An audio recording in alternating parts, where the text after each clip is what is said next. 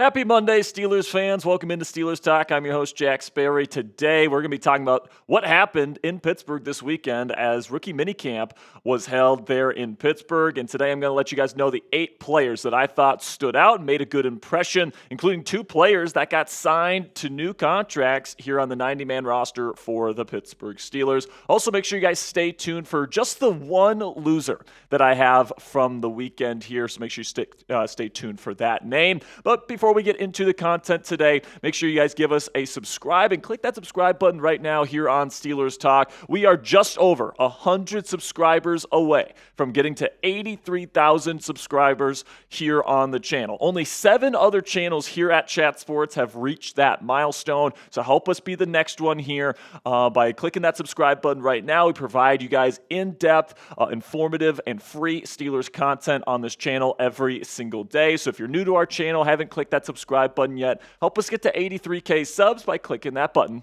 right now. So let's start here with the 2 players that signed new contracts with the Pittsburgh Steelers after an impressive showing at rookie minicamp. That is running back Trey Sermon and then Gareth Warren, the offensive lineman coming out of FCS Lindenwood. All right, so we'll talk about these guys individually, starting with Trey Sermon. He's 26 years old, so he's still relatively young. You know, he brings good size to the table as well, 6 foot tall, 215 pounds. He has played in 42 NFL games over the span of his career, with 5 starts, including a couple of starts last year with the Indianapolis Colts. And he's known as kind of a good outside zone running back. He was originally drafted by the San Francisco 49ers and Kyle Shanahan, who obviously run a lot of outside zone. The Steelers want to run a lot of outside zone here in Pittsburgh, and I think that he's going to provide some depth to the running back position here in Pittsburgh. And I see Sermon as a practice squad guy most likely this year. This is somebody that's going to be sitting on the practice squad, and if God forbid something happens to Kaleb Johnson,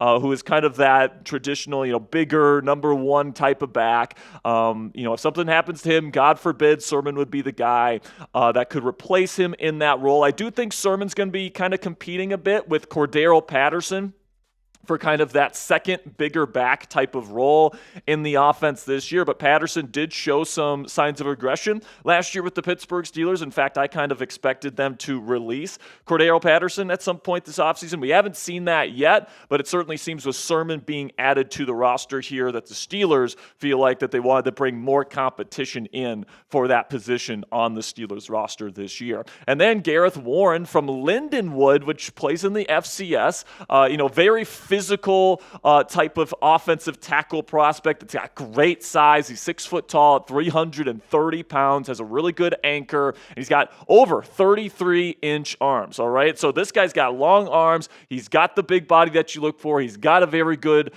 anchor, and then he can play both tackle and guard. So that versatility is something that the Pittsburgh Steelers are definitely looking for when it comes to finding quality offensive line depth. And I actually think Warren has a chance to make the final 53-man roster just because of the lack of depth that the Steelers have at the offensive tackle position. They like to have 4 players on their roster that are capable of playing offensive tackle, and right now what you're looking at tackle is Broderick Jones, Troy Fautano, of course, is your 2 starters, but then after that you got Calvin Anderson, who they did sign to a 2-year contract, who they do like quite a bit here, but then you got a guy in Dylan Cook, who definitely is not much of a 53-man roster type of guy, in my opinion. You also have Doug Nestor as a futures contract guy. But Gareth Warren is somebody where if he has a really good camp and he has a really good offseason program, I think that he could take Dylan Cook's spot as kind of that 4th tackle here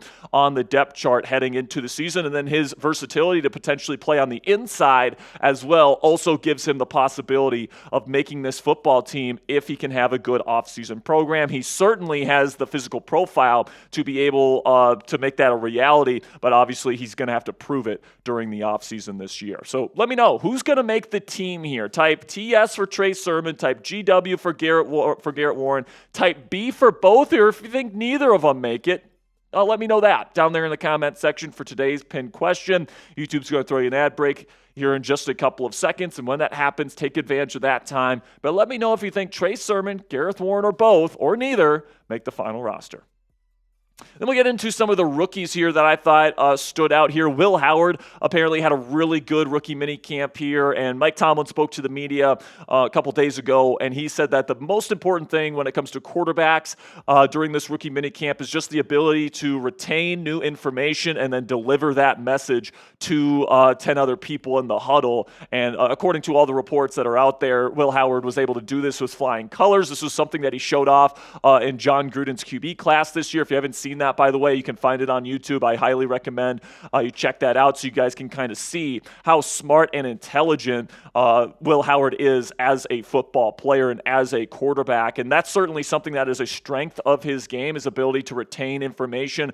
He's been known as somebody that's been a great communicator and leader inside the Ohio State locker room there. Of course, he led that team to a national championship. So he definitely showed off those abilities during rookie minicamp this weekend. And also, I think that Rodgers' absence, Aaron Rodgers' lack of, signing on with the Pittsburgh Steelers this offseason, the longer that this goes, the more it's going to benefit Will Howard and his development this offseason, because he's going to have more opportunities to get more reps with better players throughout the offseason program if Rodgers isn't there. So as long as Rodgers has not signed on the dotted line, that's only going to mean good things for Will Howard in terms of his development heading into his rookie season this offseason. Then we get into Kaleb Johnson, the third-round rookie running back that we actually put a video out on this channel yesterday of why I think he's going to be the missing piece for the Pittsburgh Steelers offense in 2025. But I definitely think that, KJ is going to be an awesome upgrade at this position. I know that because he's kind of got a similar size to Najee Harris. A lot of people want to make that comparison. But, you watch this guy, run and shift and move. He just looks different than Najee Harris. And then when you watch him on film, he's much faster when he gets to the second and third levels, and he's got much better vision to identify cutback lanes and those type of things, which are very, very necessary to operate an outside zone scheme. So I think this guy is a dark horse to win Offensive Rookie of the Year this year because of how much run he's going to get in the Steelers offense this year, and I think he's going to absolutely take that opportunity and run with it, no pun intended. Now, before we get into the second half of our winners list here today from Rookie Minicamp, make sure you guys click that subscribe button. Again, we're trying to get to 83,000 subscribers here on Steelers Talk. And here on Steelers Talk, we provide you guys daily Steelers videos, breaking news coverage whenever something happens. If the Steelers trade for a new wide receiver to replace George Pickens, if they finally sign Aaron Rodgers, we're going to be going live breaking down those moves. Also, we have weekly live shows. We're actually going live later today at 5 p.m. Eastern Time. Me and Coop are going to be discussing the latest surrounding the Pittsburgh Steelers. It's all 100% free to join, guys. So join the over 82,000 Steelers fans already subscribed to our channel and help us get to 83K. Now we'll continue on here with the list. And we got two Kaleb Johnsons on here, but it's Derrick Harmon, defensive tackle out of Oregon. That is the next guy that we are going to be talking about here on today's show. And Harmon is somebody that I'm really excited to see play with the Pittsburgh Steelers this year, and he looked the part of a first-round defensive tackle. Now, there are some people that are whispering out there that this guy might end up winning a defensive rookie of the year. Now, of course, obviously, people that are fans of certain teams are going to say, oh yeah, Kaleb Johnson and Derrick Harmon are going to win offensive and defensive rookie of the year. I don't think that's necessarily likely, but Harmon is certainly somebody that I think looks the part of, the future, three technique of the Pittsburgh Steelers defense. I do think he's going to have a very valuable role within the Steelers defense this year, rotating in alongside Cam Hayward and, of course, Keanu Benton as kind of the starting rotation for this defensive line, and he provides some serious depth for this defense heading into the 2025 season, something that they were sorely lacking towards the end of the year last year. And then also, when he was being interviewed and all these different things when it comes to Derrick Harmon, he was talking about his injury with the supposed shoulder issue. He said that he's 100% ready to go. There's nothing wrong with his shoulder, and he's 100% to practice and really be a full participant during the offseason program. So all of that is good news if you are hoping for a strong rookie season from Mr. Derrick Harmon. And then when it comes to Yayha Black, another winner on my list from this weekend, he was somebody that really impressed with his power and his punch. And as a potential nose tackle, which is what the role he's going to be expected to play in this defense is, having a guy in there that's going to be able to really deliver a punch, not move, be a brick wall, not really give much ground. That's exactly what he's going to be asked to do, and he showed off that skill set this weekend. Carl Dunbar is super excited to coach up this young man. Then we get into a couple more winners here, and to kind of finish out the list, we'll start with Roc Taylor, a wide receiver, UDFA out of Memphis here, that I think has done a really good job, this weekend, really showing his physical skill set, his hands, all the different things that he brings to the table at a very, very high level. This is what he actually had to say about what the Steelers told him about his opportunities to make the final roster here in Pittsburgh. They just told me there's spots to be filled and they need people to come in and perform and put in the work to earn that spot. I took that as a challenge to come in, work as hard as I can, and try to earn a role on the team. And then when he was asked what he brings to the table here in Pittsburgh, he said, I would just say physicality and the 100% effort, being able to run all day. I'm a high motor player. I never get tired. I think that separates me from other players. All right. And when it comes to Roc Taylor, guys, I think that he's somebody that could end up making this final roster at the end of the day. Sorry for the picture of Derrick Harmon and Yayha Black. That's not Roc Taylor there. Producer Coop will get his picture up here. And there he is, Roc Taylor. If he ends up making this team, I would be a little bit surprised by that, if I'm completely honest with you, because I do think Pittsburgh is going to end up signing on another wide receiver or trading for another wide receiver this offseason, and that leaves very little room for Roc Taylor or Keyshawn Williams, another UDFA wide receiver the Steelers signed this year, to make the final roster. But he does bring a lot of size, physicality. He is a super hard worker, so he's definitely somebody that I'm going to be rooting for throughout this process.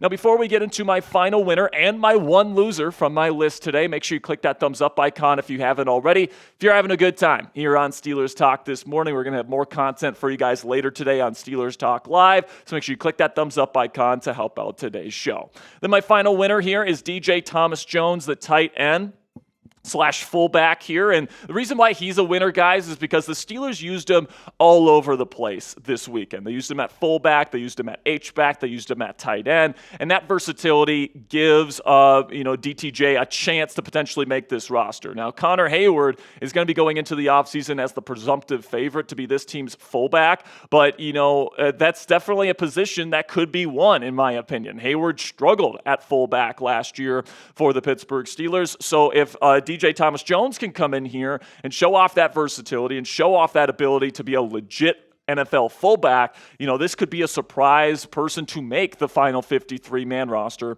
at the end of the day. And then my one loser from this weekend, it's just rookie minicamp. I don't really put a lot of losers on this list, but Thomas Perry, a center / guard prospect out of Middlebury, had some expectations to come in and potentially get a UDFA contract, at least at the time of me recording this video. Thomas has not signed a UDFA contract with the Pittsburgh Steelers.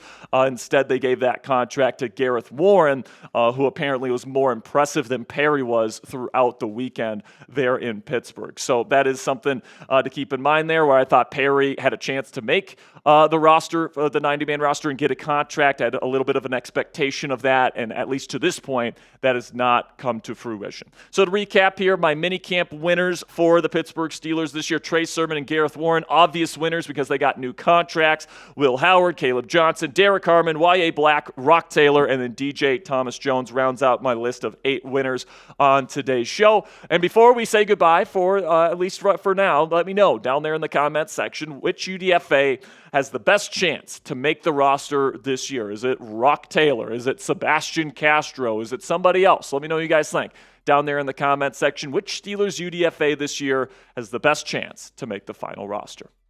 Again, guys, click that subscribe button if you haven't already. Thank you guys so much for making it to the end of today's show. If you want to stop by later this evening with me and Coop, where we're going to be discussing the latest news and rumors surrounding the Pittsburgh Steelers on Steelers Talk Live. We're going to be taking a first look at the 2026 NFL draft class at the quarterback position.